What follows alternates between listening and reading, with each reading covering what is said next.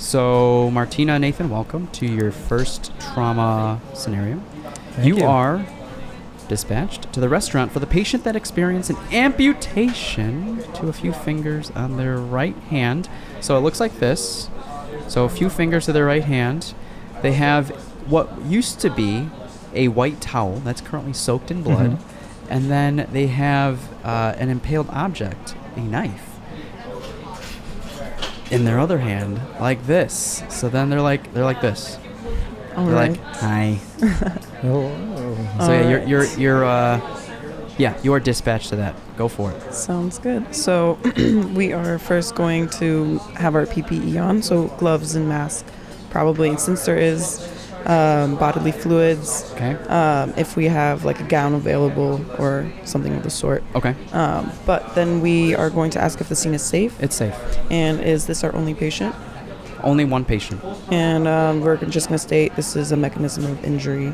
Okay. Yes. Yeah. So you walk into the back of the restaurant. You're in the kitchen now, and his buddy's like, "You fucked up, bro."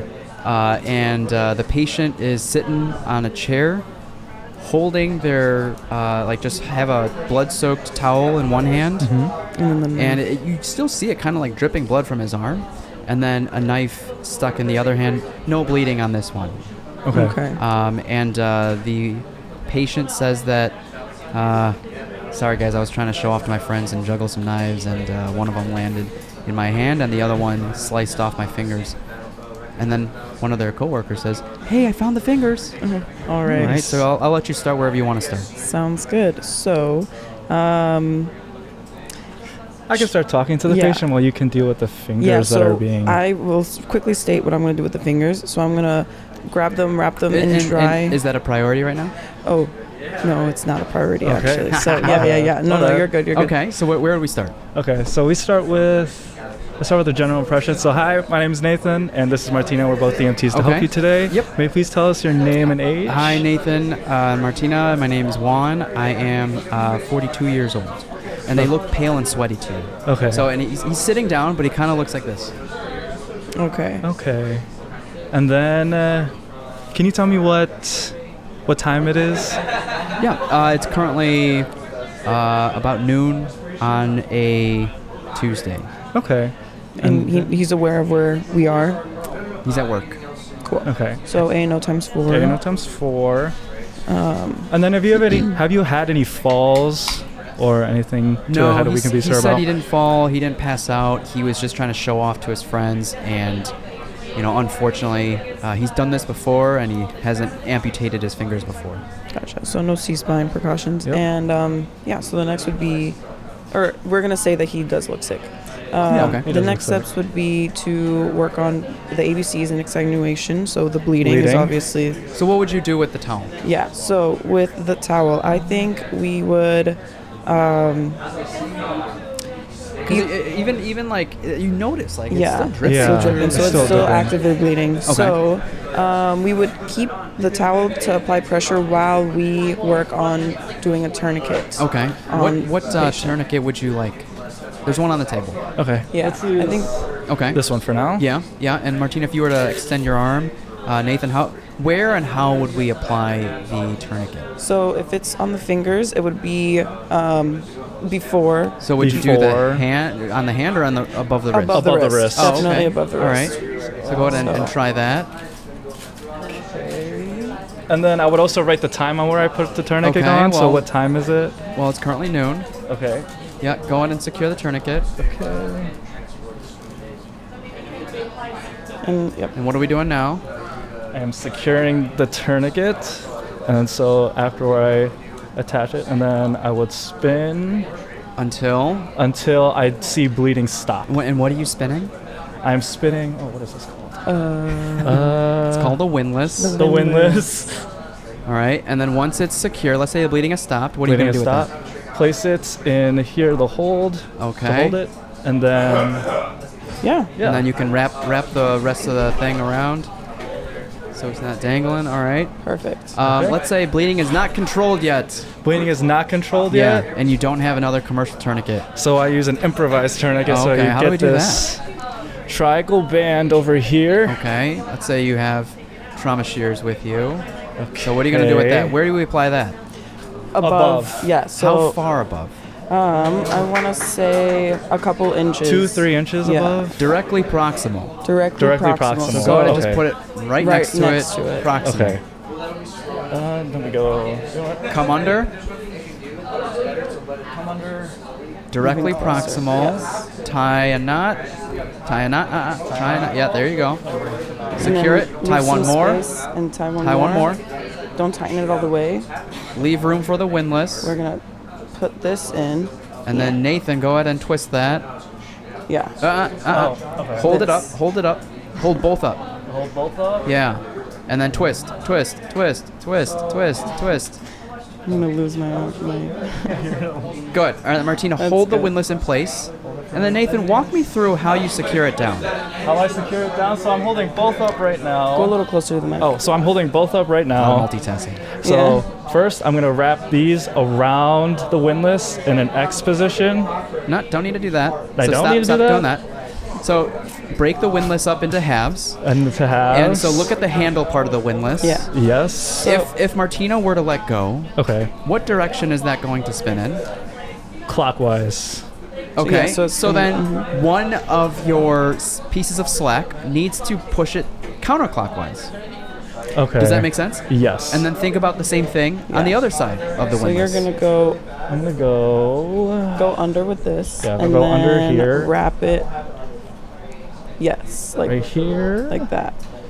And then do the same thing going this way. Wait. Oh, wait. This way. And then, then you wrap under. And then for this one, you're going to go like this. And then tie it on the bottom. We're going to need a refresher on improvised tourniquets. Yeah.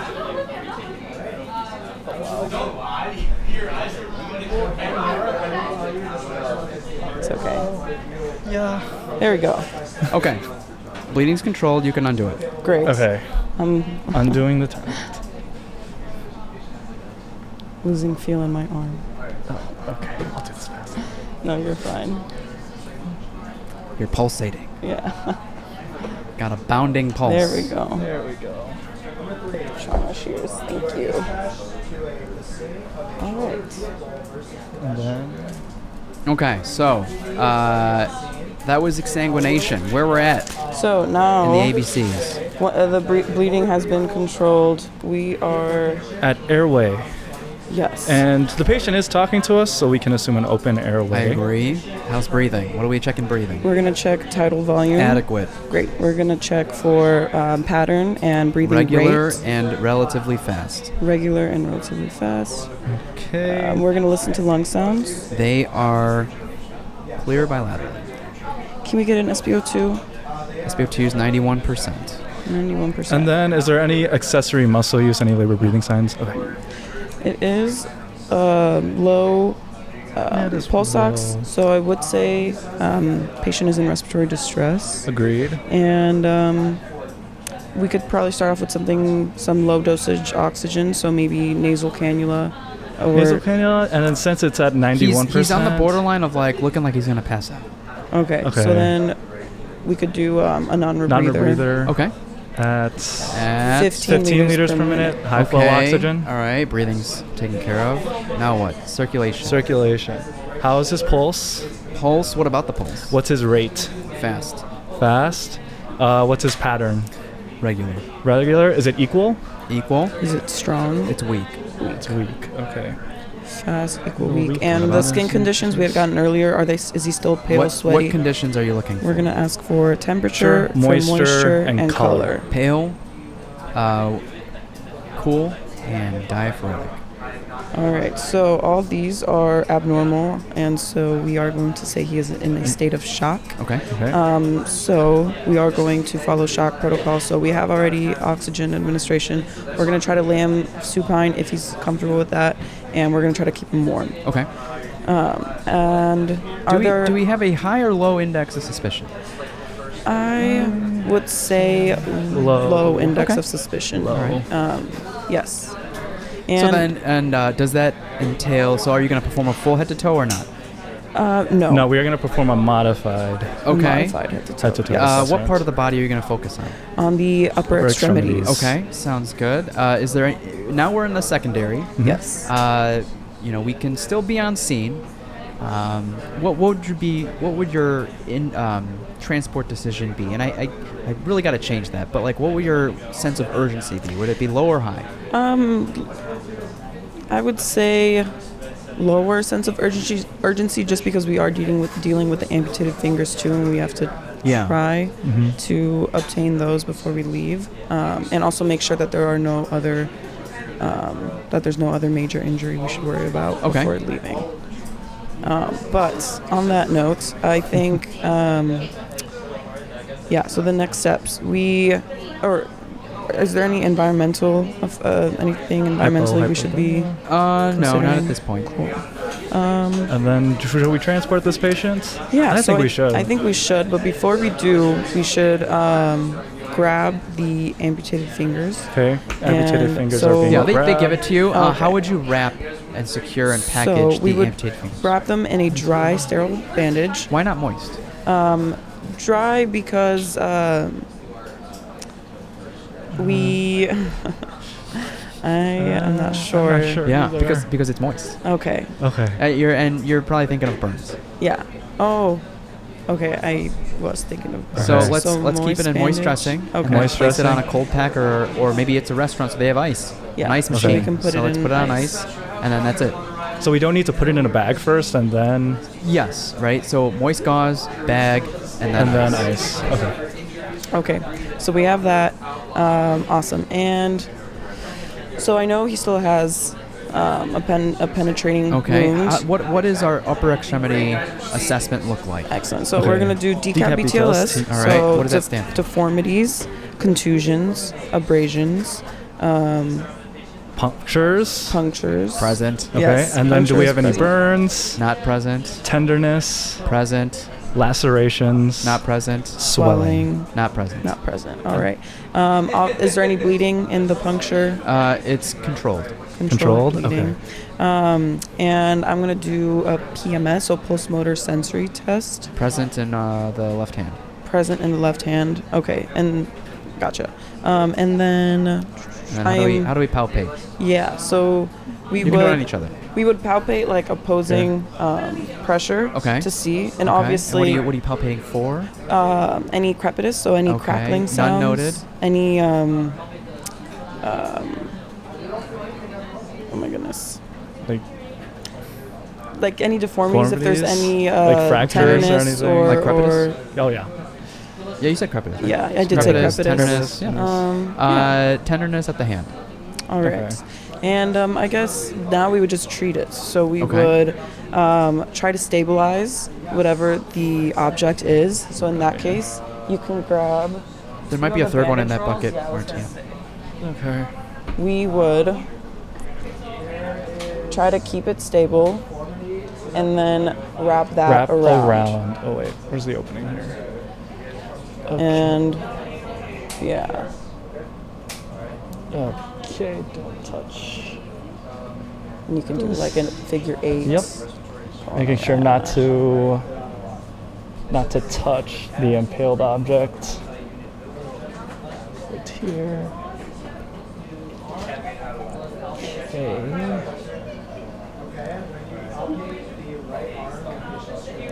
Great. Done. And we will not be taking out the object. Never take out an object because it could be maintaining the blood flow, and so we don't want to disrupt that. But basically, you would travel like that. We have the tourniquet on the right hand, fingers in an ice bucket, and at this point now, I would say we can go ahead and hop on the ambulance and get going. We're on the ambulance. Awesome. So we are going to take history. Yeah, history, Yes. LPQRST. So he said he was juggling Yep. when, and this was a sudden act. Yep. All right. Is the pain radiating anywhere else, or is it staying to the upper extremities? To my hand. Gotcha. Okay, and how would you describe this pain? A numbness tingling. Okay, and then is it only around your hand, or is it radiating anywhere else in your body? Just the hand. Just the hands? All right. And about how long ago did the bleeding or did the incident happen? Like 15 minutes ago. Okay. Gotcha. And then how would you rate your pain on a scale of 1 to 10? 10 being the most painful. Like a 4. Okay. Okay. Yeah. And do you have any allergies? No. No allergies. Do you have any past pertinent medical history? No. You're not taking any medications? No. All right. Just the fine herb. Okay. And then when's the last time you eaten anything today?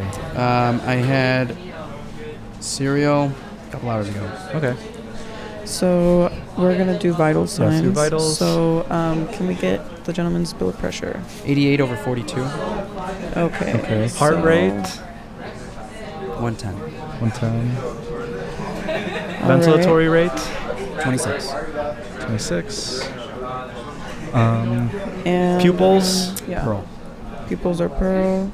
And then can we get lung sounds? They are clear bilaterally. Okay. So high And blood. then let's get an SpO2 since we put a non-rebreather on him again to just check how that is. 95. 95. Great. He does have, so low blood pressure, high heart rate. High ventilatory rate. Yeah. I mean, we did say he was in a state of shock. We're maintaining those protocols. Yeah, I don't think there's anything really we could do about his low blood pressure. It's right behind you. We just transport and then reassess. Yeah. We would probably reassess every... his vital signs are like his pulse and blood pressure are a little off, so maybe just reassess every 5 minutes during transport. But at that point, I think we would just give a radio call to the Go for it. emergency room. All right, so Northwestern, this is Ambulance 1. We were dispatched to a restaurant with a patient who amputated a few of his fingers on his right hand and had an impaled knife on his left hand. We applied restriction to the object in his left hand and applied a tourniquet to his right hand, stopping the bleeding. We are en route, or he used anal times 4. Blood pressure is 88 over 42. Heart rate is 110. Respiratory rate is 26. He did have a low SpO2 upon arrival, so we at 91%. So we applied a non-rebreather at 15 liters per minute. Now it's resting at 95%. We are 10 minutes out. Any standing orders? Any questions? No. All right. All right. What do you guys think? I think it was okay. It was okay. I forgot how to apply an improvised tourniquet, but Okay. other than that. Okay. Well, we can review that.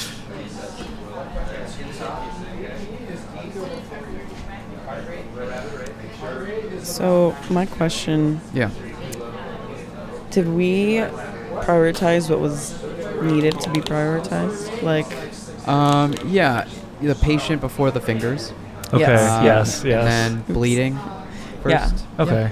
and then I know I know he was bleeding, so we probably should have taken blood pressure earlier. Not necessarily. not So I necessarily. mean, it feels slow because we're in here and not because Yeah. in real life. And in real life, even the ABCs last 25-30 seconds, so Yeah. they don't last that long. Okay.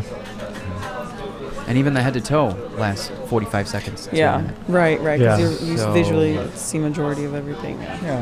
Yeah. I think in real life it's easier to build an index of suspicion. Yeah. Were we right to say we had a low index of suspicion? Yeah, it's really interesting the verbiage that we use because I still would have just focused on the hand, and it's weird to say that someone who amputated their fingers is a low index Yeah, of that is suspicion. But I would have just focused on the hand. Yeah. Yeah. So let's move on to the next one. Okay.